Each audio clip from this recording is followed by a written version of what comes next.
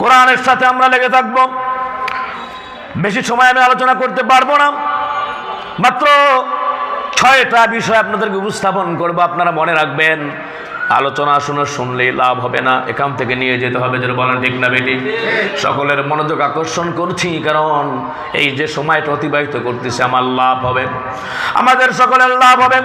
নবীজি বলেছেন, মাদ্রাসুল ইলমি খায়রুম মিন ইবাদাতি 60 সানাতান, 60 বছর ইবাদতের চেয়ে অনেক ভালো দ্বীনি ইলম শিক্ষা করার প্রদীপ যদি জ্বালো। জোরে বলেন সুবহানাল্লাহ। কোরআন আছে যেখানে আমরা থাকবো সেখানে রাজি আছি ইনশাআল্লাহ। আর যারা বলেন রাজি আছি নাকি ইনশাআল্লাহ? যদি কোরআনের সাথে থাকি, নবীজি বলেছেন ইকরাউল কোরআন ফাইন্নাহু ইয়াতি ইয়াউমাল কিয়ামাতি শাফিয়াল আসহাবি, যারা কোরআন পড়বে, কোরআন অনুযায়ী যারা আমল করবে, কোরআন সুপারিশ করে জান্নাতে পৌঁছে দিবে। যারা বলেন সুবহানাল্লাহ। আলেমদের সাথে আমাদের সম্পর্ক থাকবে, এটা আমরা রাজি আছি না নাই? হাফেজদের সাথে সম্পর্ক থাকবে, রাজি আছি না নাই?